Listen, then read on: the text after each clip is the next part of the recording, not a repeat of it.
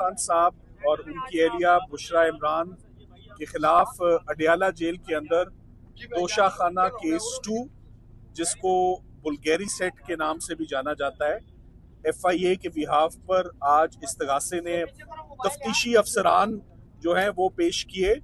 और आज तफ्तीशी अफसरान ने जो नैब के गवाह थे अपना बयान कलम बंद करवाया और उन बयानों के बाद उनके ऊपर बहुत मुफस्सल जिरा हुई, जिसके बाद एक दफ़ा फिर आज सरकार का केस बहुत बुरी तरह से एक्सपोज हुआ। मैं आपको तोशाखाना केस के ऊपर कुछ ब्रीफिंग देना चाहता हूँ कि ये तोशाखाना केस बहुत अरसे से हम सुन रहे हैं। तोशाखाना केस, इसका मतलब ये नहीं है कि एक बहुत पुराना केस है और वही चला आ रहा है।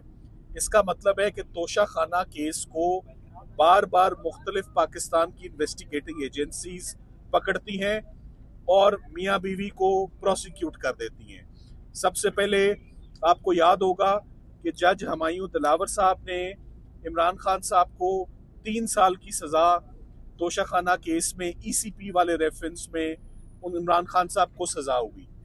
उसके बाद थाना कोसार में मियाँ बीवी के खिलाफ एक FIR दर्ज हुई तोशाखाना गिफ्ट पर। उसके ऊपर दोनों मियाँ बीवी की आज दिन तक जमानत इंटैक्ट है और जमानत पे कार्रवाई चल रही है। तो ये थाने की कार्रवाई हो गई। उसके बाद नैब आ गई और नैब ने ऊपर नीचे बहुत जल्दी में, जब साइफर केस कंक्लूड हुआ, जब इद्दत निकाह केस कंक्लूड हुआ, तो नैब ने अपना हाथ सीधा किया तोशाखाना केस में, मगर उन्होंने चूज किया कि हम तमाम तोहफों में से एक तोहफा सिर्फ सेलेक्ट करते हैं। ये ऐसे ही है जैसे मेरे आगे 10 कैमरे पड़े हुए हैं, तो वो कहेंगे कि आज का केस सिर्फ एक माइक की हद तक, बाकी माइक फिर किसी दिन हम प्रोसिक्यूट करेंगे। ऐसे क्रिमिनल लॉ नहीं होता, मजाक उड़ता है क्रिमिनल लॉ का। ये अब्यूज है क्रिमिनल मशीनरी की और इसको हमेशा से कंडेम किया है कि ऐसे नहीं हो सकता। सो नैब ने बगैर जिरा मुकम्मल हुए, बगैर 342 के बयान के, चूंकि बहुत जल्दी में इमरान खान साहब की कन्विक्शन चाहिए थी, सो नैब 14 साल की कन्विक्शन ले गई, जिसको सिर्फ 15 दिन हमें लगे उस कन्विक्शन को गिराने में। इसी तरह ECP की कन्विक्शन को भी जमानत लेने में सिर्फ 15 दिन लगे। मकसद ये है कि क्या सरकार के रिसोर्सेस, क्या criminal justice system on repeat एक ही कपल को बार बार डिफरेंट इन्वेस्टिगेटिंग एजेंसी से प्रोसिक्यूट करने के लिए, क्या ये इन्वेस्टिगेटिंग एजेंसीज का मकसद यही रह गया है? और अब क्या चल रहा है कि अब फेडरल इन्वेस्टिगेटिंग एजेंसी यानी FIA वो आ गई है मैदान में उसी तोशाखाना को पकड़ के कि हम क्यों पीछे रह जाएं, हम भी इस पर अपना मुकदमा चलाएंगे और हम भी हाथ सीधा करेंगे। सो ऐसी कोई नज़ीर नहीं मिलती क्रिमिनल लॉ में कि एक ही ट्रांजैक्शन को, एक ही अलेज्ड क्राइम को, एक ही सो कॉल्ड जुर्म को मुख्तलिफ पाकिस्तान की तफ्तीशी इदारे पकड़ते हैं और वो आते हैं और वो उसके ऊपर।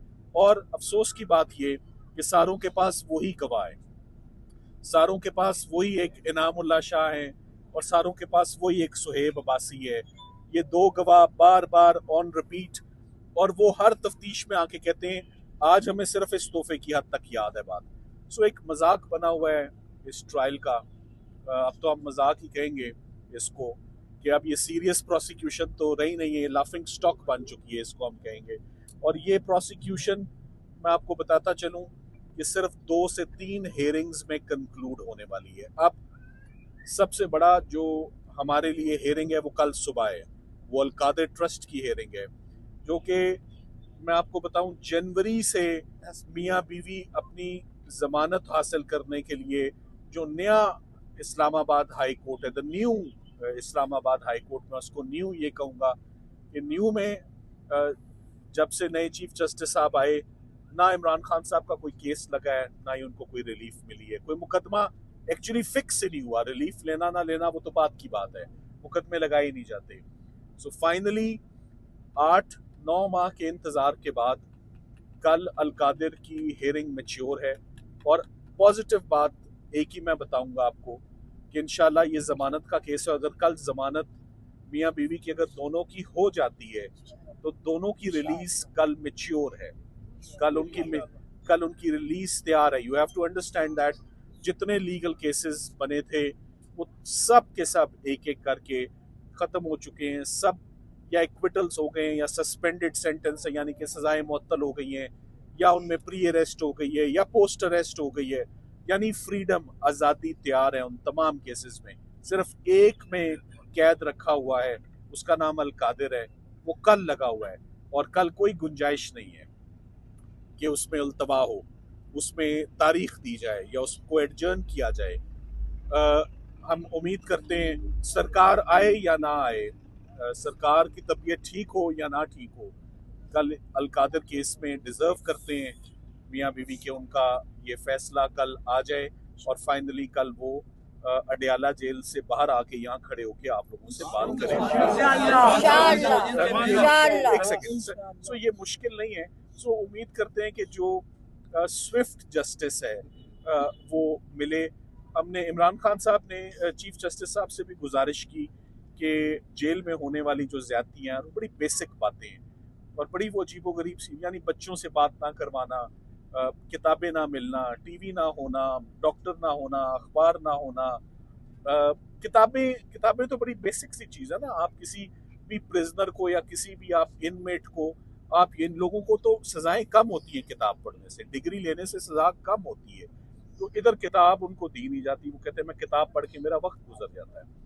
तो ये चीफ जस्टिस साहब को तमाम जो एक शिकवा है वो जा चुका है और उसके नतीजे में अब हम उम्मीद करते हैं कि बहुत जल्द कुछ इनको रिलीफ भी मिलेगी। सो इमरान खान साहब ने कभी भी कोई मेडिकल ग्राउंड आपने नहीं सुनी होगी मेरे मुंह से या उनके इंस्ट्रक्शंस पे। तो हैट्स ऑफ टू हिम कि एट द एज ऑफ 72-73 वो तमाम मुकदमा लड़ रहे हैं, लड़ते आ रहे हैं। प्रॉबेबली ये क्रिकेट की दुनिया का जो स्टेमिना है ये उनके काम आ रहा है मुकदमे लड़ने में भी, कि वो इज नॉट गिविंग अप और वो कहते हैं हम फाइट करते रहेंगे। सो वर्ल्ड रिकॉर्ड कायम हो चुका है मेरे ख्याल से। तो 300-350 केसेस लड़े जा चुके हैं, 550-600 वकालतनामे दाखिल हो चुके हैं, बट ख़त्म नहीं हो रहा ये सिलसिला। काफ़ी ज़्यादा अब ये ड्रैग हो गया है, बहुत ज़्यादा इम्तिहान लंबा हो गया है। तो उम्मीद करते हैं कि कल चीफ जस्टिस साहब इस्लामाबाद हाई कोर्ट के, जिनसे काफ़ी ज़्यादा गिले शिकवे इकट्ठे हुए हैं, वो कल ये पिटिशन सुने और जैसे इससे पहले तमाम केसेस में इंसाफ होता है वो कल इंसाफ करें और ये ज़मानतें एक्सेप्ट करें ताकि कल इनकी रिलीज मुमकिन हो। इससे पहले कि जो शाहरुख अर्जुमन साहब, फाजिल जज साहब जो इस वक्त तोशा खाना में बहुत तेज़ी से प्रोसिक्यूट कर रहे हैं, हमारी झोली में एक और केस सज़ा का डाल जाए, तोशा खाना 2 की सज़ा। फिर आप अक्सर लोग सवाल पूछते हैं, मैं हैरान होता हूँ उस बात पे, क्या लीगल टीम की नाकामी नहीं है, क्या लीगल टीम इनकॉम्पिटेंट नहीं है? लीगल टीम इंसान है और लीगल टीम का स्टेमिना बहुत ज़बरदस्त है, मगर उतना अच्छा नहीं है जितना इमरान खान साहब का है। उनको तो मैंने कहा ना हैट्स ऑफ टू हिम, क्योंकि वो तो जेल के अंदर है, हम तो बाहर हैं मुकदमे लड़ते। मगर 300-350 केसेस को लड़ना ये रियलिस्टिक नहीं है, ये लीगली मुमकिन नहीं है, मगर किया है। तो 300-350 काफ़ी है। अब 400-500 का फिगर ना ही टच किया जाए तो मेरा ख्याल है बेहतर है। सो शाहरुख अर्जुमन साहब वाला केस 100% इक्विटल का है। जब एक केस बार बार उसमें जमानतें हो चुकी हैं और बार बार किस्तों में, देखें वो किस्तों में केस नहीं चला करते कि आज सिर्फ इस तोहफे की हद तक, देने वाला भी एक, लेने वाला भी एक, गवाह भी वो, सिर्फ जज बदल बदल के आते हैं, इन्वेस्टिगेटिंग एजेंसीज बदल बदल के आती हैं। इसी को हम अब्यूज ऑफ पावर, इसी को हम अब्यूज ऑफ अथॉरिटी और इसी को हम बैड फेथ कहते हैं तफ्तीशी एजेंसीज का। इसी को हम कलरेबल एक्सरसाइज ऑफ पावर कहते हैं कि पाकिस्तान की तमाम तफ्तीशी टीमें, तमाम एजेंसीज एक ही क्राइम को लेकर बैठी हुई हैं कि अब हमारी बारी और अब हमारी बारी। सो मेरी तरफ से आज इतना ही। बाकी आप सलमान साहब एक सवाल ले लें सर, 2 साल से FIA, नैब और सरकार मैदान में है, आप भी मैदान में हैं उनके अगेंस्ट।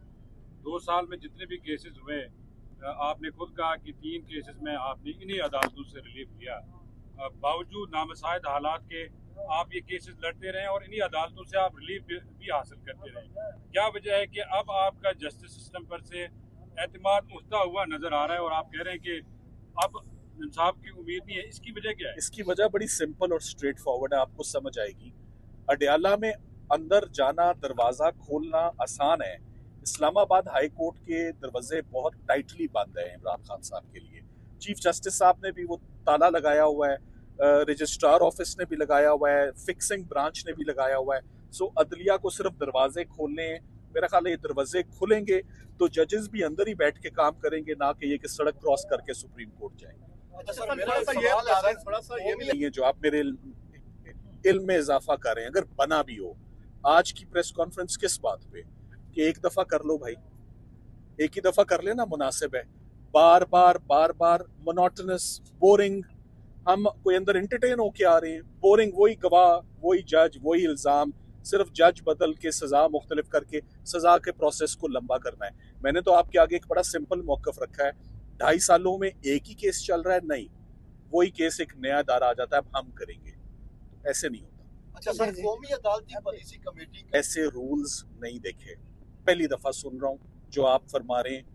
बास केसेस की प्रायोरिटी बन जाती है। फॉर एग्जाम्पल, मेरा आप ही से सवाल है, खातून की जमानत को रोक कैसे सकते हैं आप? वो रुक कैसे सकती है 10 महीने? इसका जवाब आप जरूर दीजिएगा, इस पे थोड़ी सी इन्वेस्टिगेशन कीजिएगा।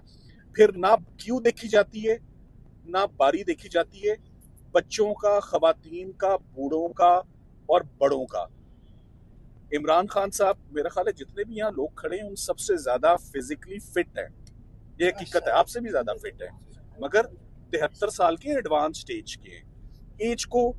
एज को मद्देनजर रखा जाता है फिक्सिंग में, एक शख्स की क्या उम्र है, फिर इसको भी मद्देनजर रखा जाता है कि 250, 300, 400 केसेस में झूठे साबित हो गए हैं तो इस केस को प्रायोरिटी दे दो, केसेस को प्रायोरिटाइज किया जाता है। मगर आपका जो सवाल का जवाब है ना, ये नहीं कह रहे झट मंगनी पट ब्याह, हमें ये सजा लिए हुए 10 महीने हो गए, हम कह रहे हैं जमानत अब तो सुन लो। Thank you very much. चलिए।